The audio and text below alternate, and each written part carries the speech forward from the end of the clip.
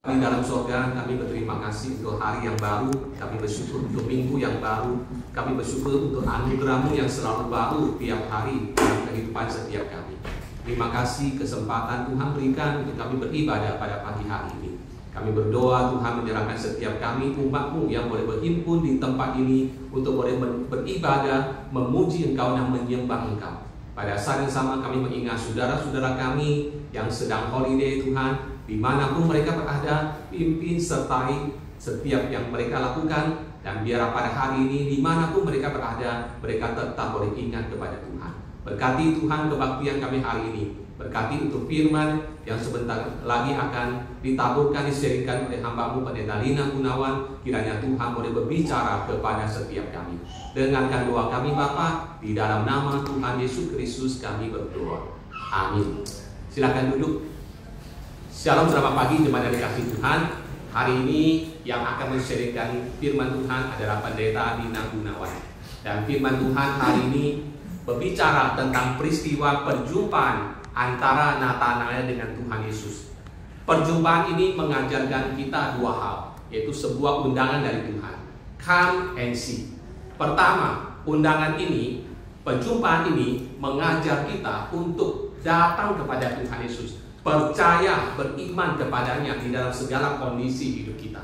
Kedua, come and see itu ada panggilan untuk kita bagaimana kita boleh memiliki persekutuan, bagaimana kita boleh mengalami Tuhan di dalam setiap fase hidup kita dan juga di dalam setiap aspek kehidupan kita masing-masing.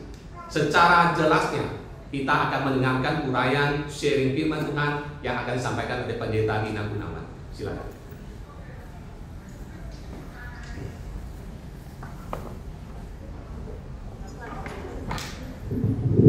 Selamat pagi Bapak Ibu Saudara yang dikasihi oleh Tuhan Yesus Kristus. Jumpa lagi, saudara-saudara, sebuah persoalan masa kini buat semua agama. Menurut saya termasuk Kristen. Ya. Dan tentu ini impactnya pada gereja, yaitu kita kenal ya, zaman sekarang mulai muncul apa yang namanya sebenarnya udah lama tapi semakin banyak, yaitu di kalangan anak muda terutama, yaitu ateis ya, lalu kelompok seekers, religious but spiritual but not religious gitu ya. Mereka percaya Tuhan tapi nggak mau percaya banget agama apapun juga. Dan ini berdampak, tadi saya bilang berdampak pada kehidupan gereja. Kenapa mulai ditinggalkan kan? Gereja banyak anak-anak muda apakah masih banyak seperti dulu gitu atau seperti di Indonesia? Enggak. Apa persoalannya? Karena mereka mulai mempertanyakan sebenarnya Tuhan itu ada nggak sih? Apa Tuhan itu real dan sebagainya? Itu, dan selama ini mungkin angkatan saya ya gampang bisa ya udahlah terima gitu ya tentang Tuhan itu ada atau enggak dengan jawaban kalau beriman itu nggak boleh pakai rasio gitu kan gitu ya. Jangan pakai rasio, Tuhan itu lebih besar, lebih tinggi, lebih jangan pakai rasio gitu. Nanti dosa gitu kan? Kita bisa terima ya dosa. Coba kalau anak muda sekarang, dosa lu, ayo lu. Ini ya malah ditinggalin. Ya ini sesuatu yang memang sulit gitu loh. Harus kita akui sulit sekali. Tapi perhatikan, ketika firman kita, sengaja saya mengambil judul dari ayat 47 sebenarnya, perkataan Filipus ketika Filipus ditanya oleh Nathanael ya, ketika Filipus mengatakan ada loh, aku sudah berjumpa dengan Mesias loh gitu ya. Lalu Nathanael mengatakan mungkin ada yang baik dari Filipus mengatakan datang dan lihatlah, come and see. Sebenarnya ini perkataan, kalau saudara-saudara membaca Yohanes 1 tadi, ayat-ayat sebelumnya, ada di ayat 39, ini perkataan Yesus sendiri kepada murid-murid Yohanes yang bertanya-tanya siapa Yesus ini gitu ya. Dan sebenarnya, dan di mana Yesus tinggal? Yesus mengatakan, mari dan lihatlah. Come and see, ini sebuah undangan memang untuk apa? Buktikan sendiri. Ini sesuatu yang menarik loh saudara-saudara. Kita tadi ya Dan saya katakan kenyataannya sekarang orang beriman itu ya, orang mulai meninggalkan gereja, meninggalkan agama karena sulit dibuktikan Tuhan itu gitu. Tapi ini kita lihat ya, ini perkataan Yesus yang kemudian diulangi oleh Filipus untuk mengatakan apa? Come and see, buktikan sendiri. Jadi Tuhan sendiri juga mau apa? Beriman itu harus dibuktikan, karena itu ini sebenarnya khas sekali dari Injil Yohanes. Kenapa saya bilang khas dari Injil Yohanes? Kalau Bapak Ibu Saudara perhatikan dari 4 Injil, kisah kehadiran Tuhan Yesus di dunia itu kan beda-beda ya. Tapi 3 Injil yang lain kan sama ya, mulai dari kelahiran ya. Tapi yang menarik, Yohanes itu tidak mulai dari cerita tentang kelahiran, tapi dari pada mulanya adalah firman, firman itu menjadi manusia. Yang diceritakan apa? Inkarnasi Allah yang menjadi manusia. Jadi sebenarnya kalau kita bicara tentang Tuhan sulit dibuktikan, nah ini sebuah kesalahan besar. Karena Tuhan sendiri mau membuktikan dirinya sendiri. Karena itu kenapa dia datang di dalam Yesus Kristus. Come and see ini sebenarnya adalah sebuah, bukan cuma undangan, tapi yang Tuhan katakan sendiri, buktikan sendiri bahwa aku itu ada. Jadi karena itu sama anak-anak muda jangan bilang dosa nggak rasional, enggak. Buktikan sendiri bahwa Tuhan itu ada, karena Tuhan sendiri membuktikan dirinya ada lewat apa? Lewat Yesus Kristus.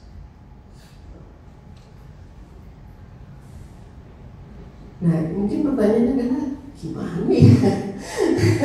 Kan susah ya, gimana membuktikannya? Saya ingat Albert Nolan di dalam bukunya Jesus Today, memang dia mengatakan bahwa pada konteks masa kini nggak bisa. Kita cuma mengatakan bahwa Tuhan itu hanya pada dogma-dogma, doktrin ya, yang diikuti ya, dan harus pegang mati ke doktrin gitu ya. Semuanya sia-sia kalau tidak dialami, tidak dirasakan, bukan cuma dirasakan, tapi memang tidak dialami kehadiran Tuhan ini. Ini sia-sia menurut Albert Nolan. Karena itu beriman pada konteks masa kini.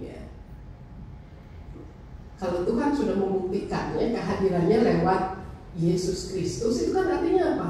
Orang bisa melihat siapa Tuhan itu di dalam Kristus. Kalau dibilang Tuhan itu Maha Pengasih, Yesus Kristus lakukan itu. Siapapun juga dia terima. Kalau dibilang Tuhan itu hadir, ya, setiap hari, setiap waktu, memang Tuhan hadir di dalam Yesus Kristus itu hadir. Lewat kisah-kisah yang nyata ya. Kenapa Alkitab kita ini Alkitab kita bukan cuma sekedar buku biasa. Kalau sudah perhatikan sebenarnya kesimpulannya apa sih? Ini kan buku kesaksian. Buku kesaksian dari orang-orang yang pernah berjumpa dengan Allah, lalu kemudian itu dalam perjanjian lama, lalu kemudian berjumpa dengan Yesus Kristus sendiri. Jadi real.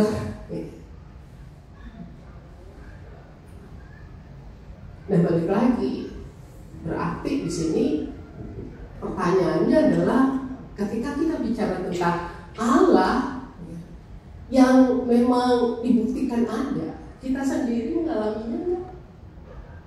Ini sesuatu yang real atau tidak? Dalam hidup kita, kita sulit untuk mengajarkan kepada anak-anak, kepada kaum muda bahwa Tuhan ada. Kalau kita sendiri kadang juga bingung. Ayo, Yesus kayak apa? Kayak apa ya? Saya sendiri gak mengalaminya. Susah buat mereka. Jadi jangan bilang bahwa mereka sesat dan berdosa dan lain-lain. Kalau mereka gak percaya, orang kitanya aja gak bisa kok menerjemahkan kehadiran Tuhan buat dalam diri kita. Nah, saya ingat kemarin itu beberapa waktu yang lalu saya diajak, biasa keponakan saya tuh gila-gila suka ngajaknya ya. Saya diajak main dapil. Iya loh, belum ini ya, ada yang belum ya. Saya udah duluan loh. gitu ya. Iya deh gitu ya. Sebenarnya waktu saya diajak main itu ya sama ponakan cucu saya cuma gini, apa rasanya ya? Katanya itu dikasih dimasukin ke dalam kontainer, ya, ditutup gelap gitu kan. Kalau kita kan oke, gelap untuk beberapa detik kita buru-buru cari lampu kan ya, yang terang gitu, cari lilin lah, cari apa lah gitu. Saya ingin apa rasanya ya kalau selama 20 menit, 25 menit, 35 menit dimasukin ke kontainer, itu gelap sekali. Makanya itu saya bilang saya gila juga, tertantang juga gitu ya, pengen tahu saya. Ada sedikit promosi, saya nggak dibayar loh, tapi maksudnya saya mau menjelaskan ada 4 jenis permainan tuh ya. Ada yang koma gitu, orang dibuat situasi keadaan koma gitu ya. Terus ada naik pesawat lah gitu, pesawat mau ada badai lah dan lain-lain gitu ya, flight gitu. Lalu juga ada ideologi api gitu, begitu loh, gila-gila kan memang. Tapi yang kami pilih adalah namanya Sien, semoga pelafalannya benar ya. Itu yang creepy lah, gitu ya, setan gitu ya.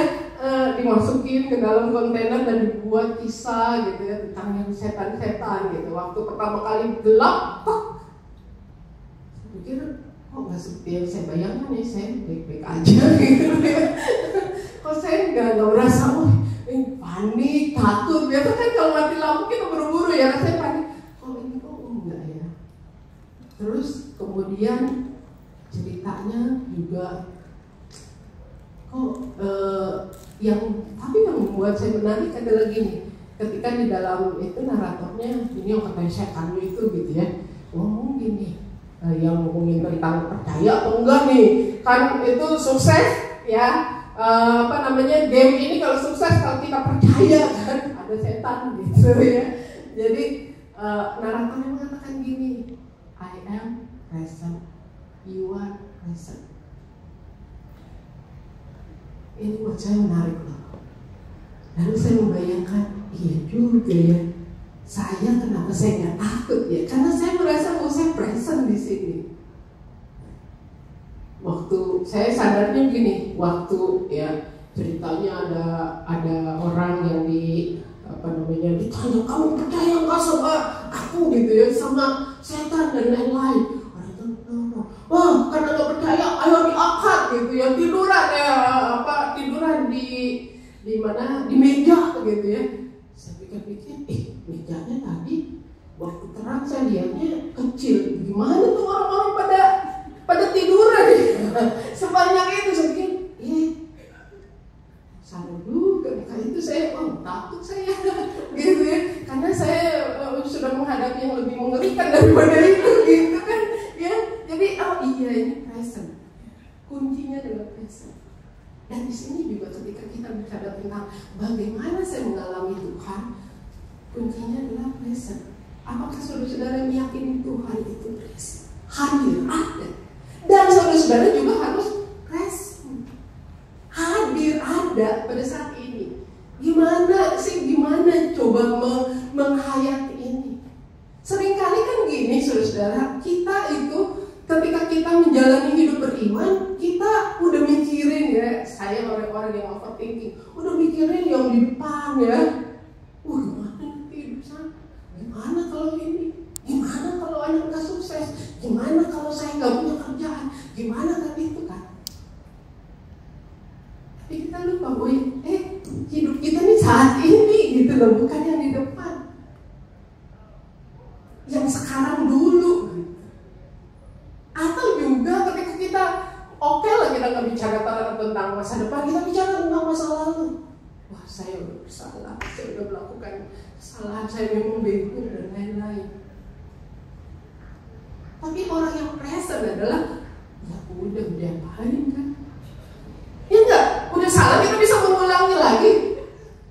Ke masa lalu saya mau menghapus nggak bisa. Ya yang present ini yang sekarang tinggal adalah apakah saya percaya percaya Tuhan itu mengampuni saya, itu saja. Atau juga mungkin kita pikir, wah saya kok jahatin sama orang semua jahat. Lupa kalau yang present tuh, hei Tuhan sediakan orang-orang yang banyak juga, yang mendukung kita. Mungkin yang dijahatin kita 1, 2, 5 orang, tapi 10 orang ada bersama dengan kita. Ya. Kayak sekarang ini saya kaget juga keluarga dulu itu semuanya.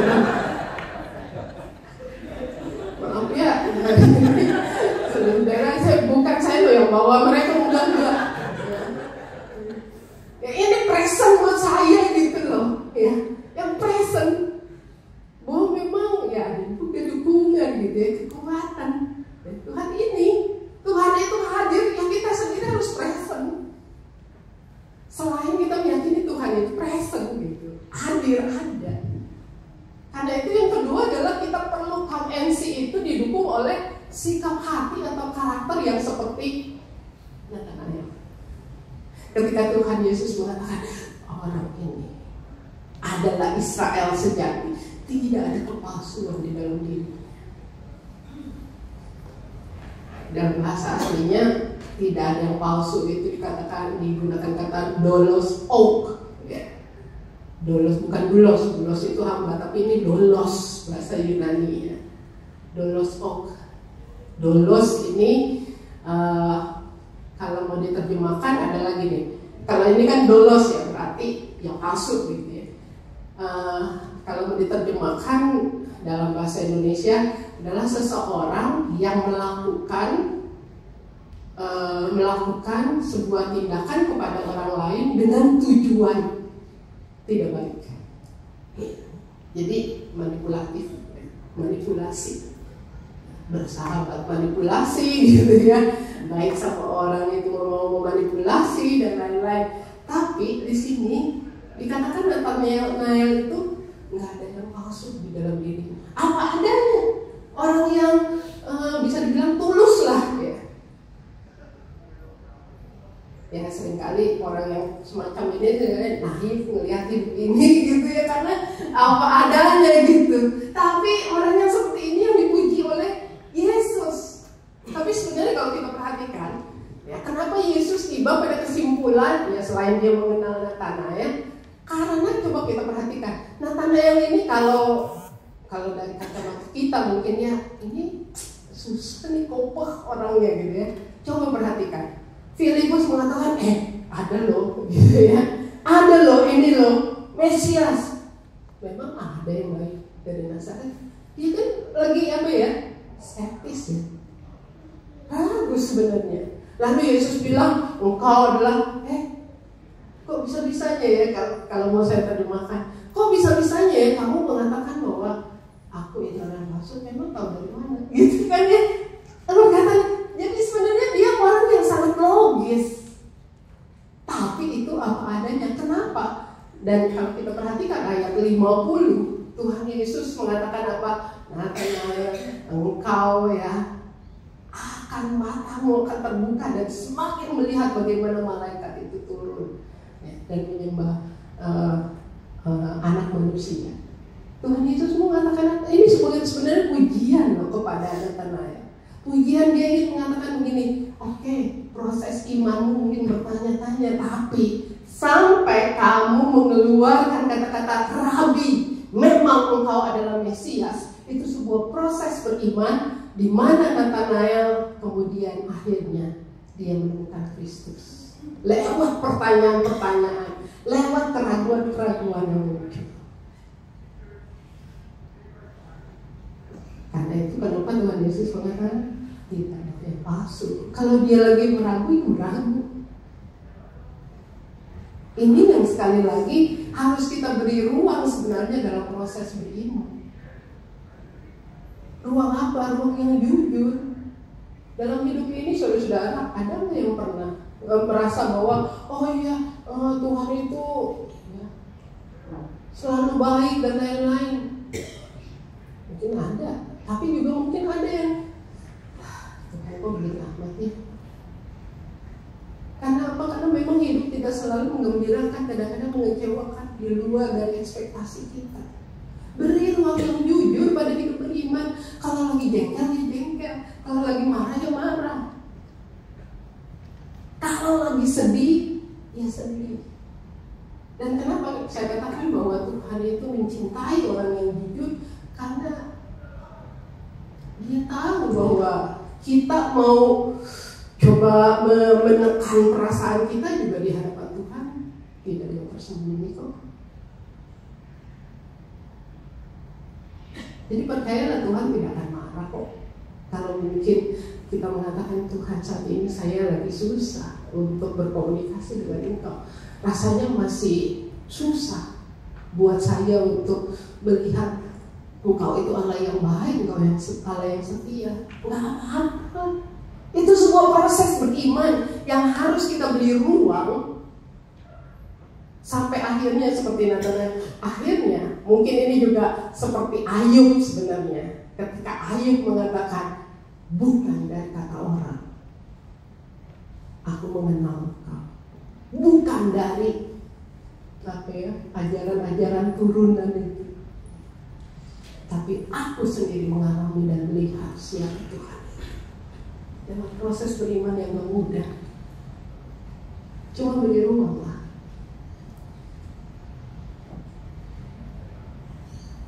Dan yang ketiga, Kamensi ini mau mengajak kita untuk melihat sebenarnya apa yang berharga yang Tuhan anugerahkan, yaitu apa yang kita sebut sebagai blessing, berkat. Perkataan Natanael ini menjadi sebuah pertanyaan yang buat saya ketika saya mempersiapkan ini. Ya memang ayat ini bukan cuma sekali ini saya baca, tapi dalam khotbah-khotbah saya, persiapan saya adalah pertanyaan yang sangat benar. Mungkinkah yang baik itu datang dari Nazaret? Nah, dia ini kalimat skeptis. Tapi yang menarik adalah kenapa Natanael mengatakan mungkinkah yang baik itu datang dari Nazaret? Karena yang diberitakan adalah Mesias itu telah hadir. Natanael itu orang Yahudi yang sangat kenal sekali hukum Taurat, ya, nubuat para nabi. Yang dia kenal kan nubuat para nabi, misalnya Mika, ya. Nah, Mesias itu datang dari mana? Dari Bethlehem. Nazaret apa sih? Nggak ada artinya, kota kecil di Galilea. Bahkan juga yang tinggal di situ secara status sosial siapa sih? Nelayan, lain-lain. Lalu juga apakah orang-orang baik di situ?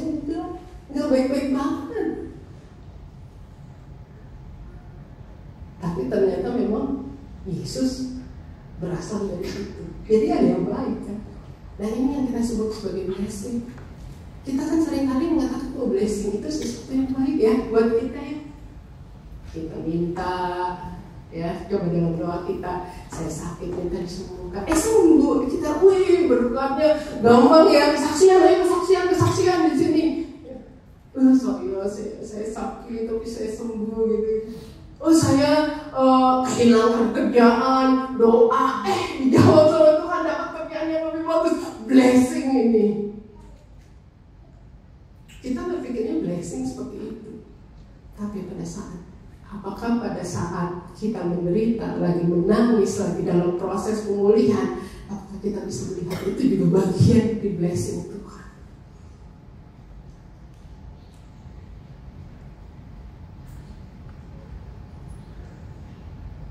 Apa yang dikatakan apakah ada yang baik dari yang buruk? Ini sebuah pertanyaan iman yang mengajak kita untuk mari lihat berkat Tuhan juga terjadi pada saat apa? Pada saat air mata itu terus keluar. Pada saat apa? Pada saat kita tidak sembuh. Pada saat kita kehilangan segala-galanya. Karena hidup itu harus diakui seperti poinnya. Pada saat menangis pun Tuhan sedang menyediakan banyak sekali berkat. Kalau saudara yang menangis, yang sedang berduka dan lain-lain masih bisa berdiri di sini, kita akan terkejut. Saya masih bergumul, saya masih berpikir, masih menyesali di masa lalu, tapi masih bisa berdiri sampai saat ini, bisa melewati tahun 2023 dan berada. Ini kekuatan yang kita tahu dari mana ya? Entahlah. Lagi hancur-hancurnya saya bisa bertahan pada saat ini. Dari mana kekuatannya? Entahlah.